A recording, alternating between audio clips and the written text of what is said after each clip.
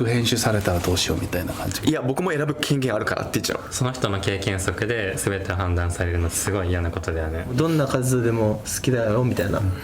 感じ、すごい嬉しいこと嬉しいね、自分がわからないことを聞く体制ってすごく大事。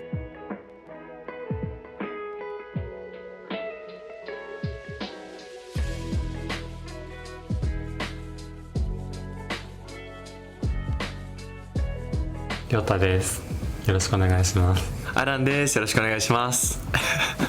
こんにちは、テホンです。よろしくお願いします。こんにちは、カズトです。よろしくお願いします。ありましたね。俺はあったな、初めてさ、その男性だけの恋愛のリアリティ番組っていうのも自覚の上だったから、どういう反応なんだろう、どういう受け取り方をされるんだろうなっていうのはちょっと思ってたかな、そう確かにね。配信先もネットフリックスさんっていう、なんか世界配信だからより緊張したかも、確かに、でもその緊張より僕は楽しみだった。ワクワクの方が強かったこんな機会ない、楽しむしかない、しかもノーって言われたりとか、そういう体験をしてきたことだからこそ、それをなんかもっとハッピーな感じで表現できるチャンスだなっていうのも感じてた、そうなんか普通だし、ね、みんな一人間だから、そういうところをやっぱりナチュラルに表現できる。だからもう生きようって思ったし、とことん楽しんで、それが届いたら嬉しいなってのもすごく思ってた。だからもう入ってすぐにみんなにハグしちゃったしイエーイみたいな感じになっちゃった。確かにこれはやっぱその不安はやっぱりあった。出るにあたってそのやっぱ世界配信っていうのもあって、今でこそすごい好意的な声とか、その優しい言葉、温かい言葉が圧倒的に多くて、すごいありがたく思ってるんだけど、配信前はどういう声が来るんだろうみたいな、っていうのはやっぱりあった、っていうのは正直な気持ちかな。出演するにあたってもちょっとそういうのがありそうだなと思って不安ではあった。俺はワクワクと不安が、半々ぐらいだったかな。めちゃくちゃ楽しみだったけど、公に出るってことと、あとは共同生活っていうのが、一緒に知らない人と住むっていうのが、楽しみでもありちょっと不安だなみたいな、どんな人が来るか分かんないっていう。そっちの方が大きかったかも僕。そうそうそう、でもやっぱり会ってみてみんないい人だったからこんな癖のない人ばっか集まるんだと思った。なんかもっとすっごい強い怖い人とか来るのかなとか思ったけど、なんか番組的にもっと面白くなるように。しかもなんか今までのさ、なんかリアリティ番組のイメージってちょっとそういうのだよね、なんか強烈キャラ、そうそうそう、なんかさ刺激がなんかさ、起こるバチバチするのもさ、求められてる業界なのかなとも思ったりとかしたから、それはめちゃくちゃわかるかも。そう、あったらすぐに消えたけどね、あ大丈夫だみたいな。だからみんな優しすぎて、最初の頃とかもただ仲良くしててそうこれでいいのかなみたいな、これでいいのかなみたいな感じはあった。思ったよね。やっぱり不安はもちろんあって、なんか自分は特に親に言わずに出たわけだから、撮影前に言おうとしたけど間に合わなくて、それで不安だったね。やっぱり自分が共同生活の中でどういう人になって、いわゆるあるじゃん、悪編集されたらどうしようみたいな感じ。確かにどう出るか分かんないですもんね。それの理由もあって、自分はちょっと心配性だし、ドキドキばっかだったっていうか、ワクワクあんまなかった、怖かった。でも出ようと思ったのはチャレンジしてみたかったっていう、思い切ったんです、みんなそうだと思うけどね、確かにワクワクとドキドキと、って感じだったかも。って感じだったね、マジで出てよかったって今思ってるけど固まってたみんな。なんかこういう想像とかさ、こうなるだろうなとか、なってほしいなとかはあった？固まってなかった。俺も全然なかった。固まってなかったかも。そうなんかなるようになればいいと思ってたし、あとなんか出演した後の方がこの気持ち強かったんだけど、もう最高な経験したから何言われても結局僕たちが生きたことは変わらないし、あそこの思い出を抱えて生きていけれるこの幸せは変わらんみたいな、そうだからそれに勝るものがなかった。その期待もだからその分いい意味でなかったかも。なんかもういい考え方だね。シンプルに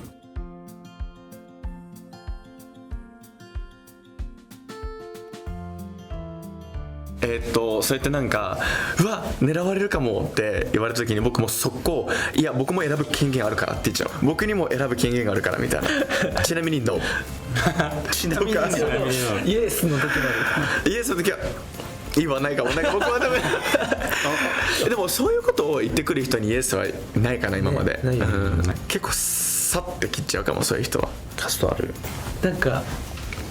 ご年配の方がに多いのが、こっち系みたいな、ああ、こっち系でしょみたいなが結構嫌だったかも。いや男性の方。男性の方お姉系みたいな。なるほどね。ああでも俺もバーで働いててあるかも。お兄さんゲイっぽいねみたいなとか言われるけどまんまですよみたいな人間ですって言っちゃう俺。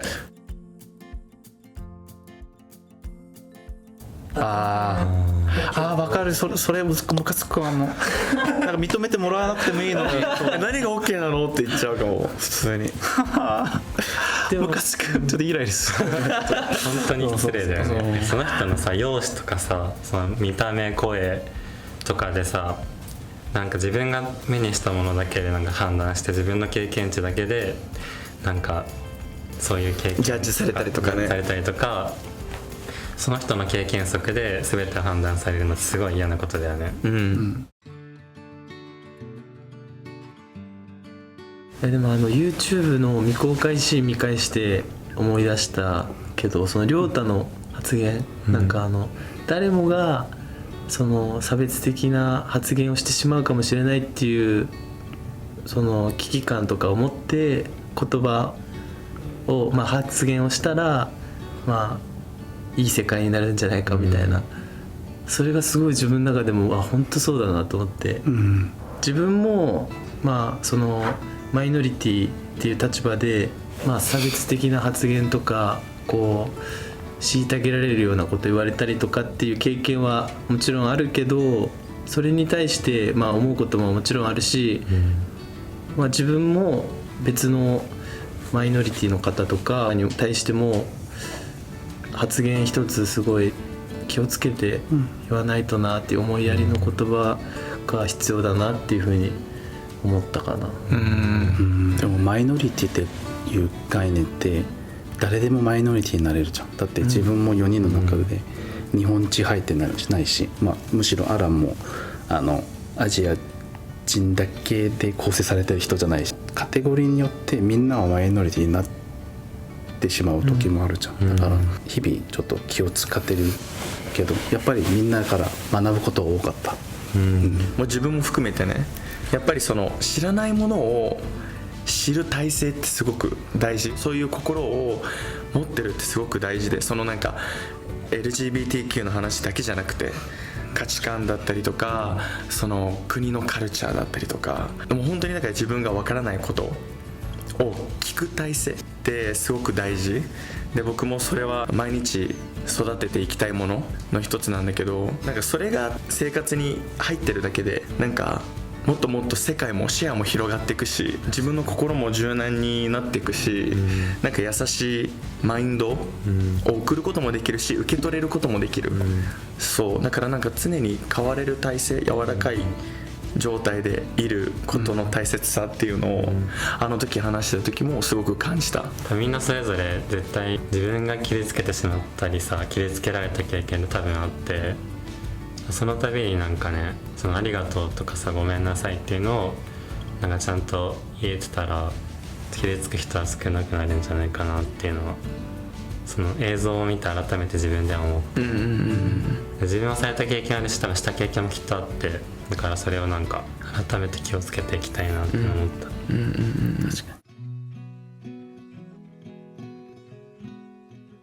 に実際に自分がその場に置かれた時に自分がそれをちゃんと指摘できるかって言われたら多分ほとんどできてない今まで、あそこは言えたらいいけど実際問題やっぱりいろんな関係性とかがあって複合的なものがあって多分言えない人が圧倒的に多いと思うから自分も難しいなと思うけど、明らかに言われた方が傷ついてる顔してたりとか答えてるなって思ったらその子のとこに行って大丈夫かどうか聞いてみる、これから見て傷ついてるかじゃなくて言われた人が傷ついてるかが大事と思うから、その感情を確認して傷ついてたらその言った人との関係性がちゃんとあれば伝えれるかも。なんかさっきの傷ついてたとからなんだろうちゃんと話した方がいいよとか謝った方がいいんじゃないみたいなのは言えるかな。職場とかではそういうのあったから優しい。職場とかだったら関係値がみんなそれぞれできてわかるわけてかシチュエーションで変わるよね。そう言え確かにうん、職場友達見ず知らずのシチュエーションとかさ、いろいろあるよね。はい関係値がない人だったら結構言うのはできてないかも。仲いい人だとしてもやっぱりそういう発言をしたら多分自分の中でその人の見方っていうか考え方が変わると思うのね。いい人だと思ってて旅も行けそうだった思ってる途中でそういうちょっと違ったなってなると多分一歩引くかも、なんかまあ必ずしも友達になる必要もないし、もし今まで積んできたその関係性の中で言って考え直してもらえるかどうかは多分判断できると思うから、あとプラス自分が言ってることは 100% 絶対的に正しいことでもないから分かんない。多分その状況に置かれない限り多分今は言いにくい。人によって違うじゃん。確かに。じゃあ自分がちょっと言われて悲しかったりとかなんかそれ言ってほしくなかったなみたいな思ったこともちょっと友達にもよると思うけどあんまり言いづらい。なんか他の人と言ったら多分言わないと思うけど言われたら多分自分が傷ついたことから言うんじゃなくて、世の中にはこういうこと言われたらなんか悲しむ人もいるかもよとしたら気づかせる方法を選ぶかも自分は。あと関係性だよね。そういう話をさそこまで言うぐらい大切な人だったら言うかも。確かに。でもまたあなたの考え方間違ってるよって言ったらそれ喧嘩しかならないから。それはないかな。だからならないからジャッジになっちゃうもんね。言い回しでそういう可能性もあるよって気づかせる方法が多分平和だと思う。確かに。分かんないけどこれが正しいのか分かんないけどでもそういう人なんだって思っちゃう自分もいる。俺もそうかも。そう OK、ね、ちょっと距離を置くのも一個の手段でもある、なんかここまでは関わるけどここ以上の深い話はできない人であるかもしれないから、ちょっと距離を置くっていうのも大事だよね。ちょっと手出して何自分がもしそうだとしたら言ってくださいね。はい、そういうこと言わないでね。そういう僕も、みんな言ってお願いします、勉強になります。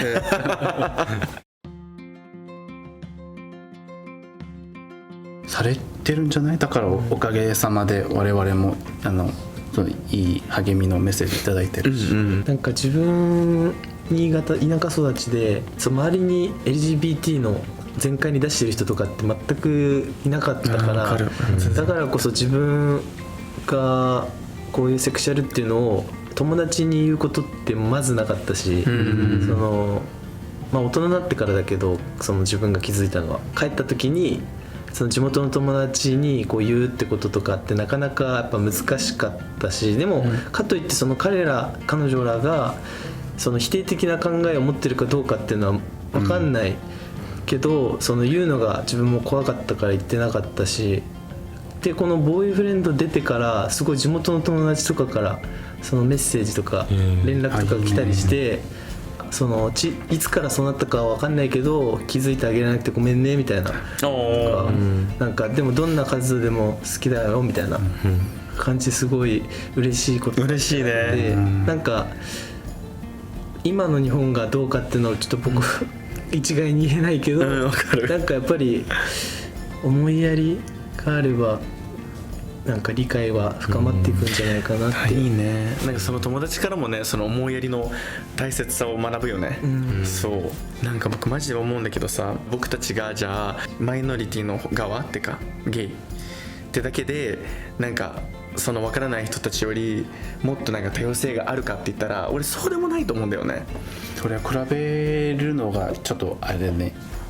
ちょっと良くない。あ、そう多様性っていうキーワードがさ当てはまるところってセクシャリティだけじゃなくていっぱいある中、結局やっぱり自分たちが僕のマインドしか変えれないって思ってるから、やっぱり今日は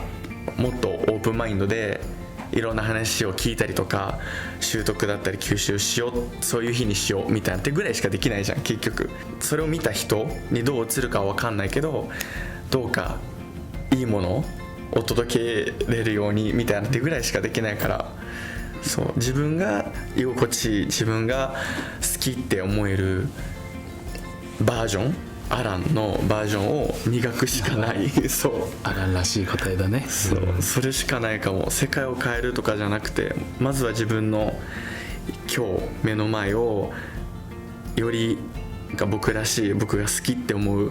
一日にするってことしかできないかな。さっきカズとも言ってくれたけど、俺も田舎出身、島根県出身で多分同じ感じだったから、そのカズと同じ状況で好意的な声とかももらって、日々日本の社会も進んでいるのではないかなと思う。いろんなマイノリティの方にとって良くなってきてるんじゃないかなと思う。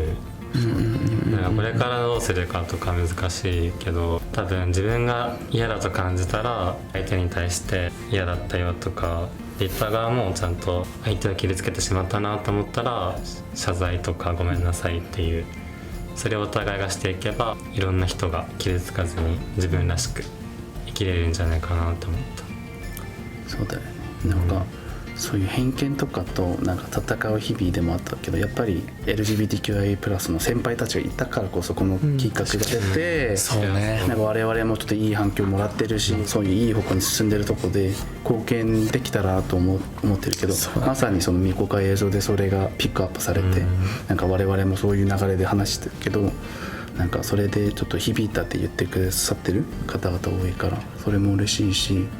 でもやっぱり当たり前っていう概念が自分はちょっと疑問を持ってて、当たり前って人それぞれ違うじゃん、自分の当たり前って考えから抜けることは多分事例がない限り想像しにくいかもしれないけど、まさにボーイフレンドとかでなんかこういう男性同士でも、もちろん今まで知ってたけど、なんかこういう美しい恋してる人とか、なんか真面目な人たちいるんだって知ってもらえたら、それで多分自分は嬉しいと思う。でもその企画に参加できた我々で、なんか本当に自分はなんか誇らしく思ってるというか、感謝してます。ビビバイバイ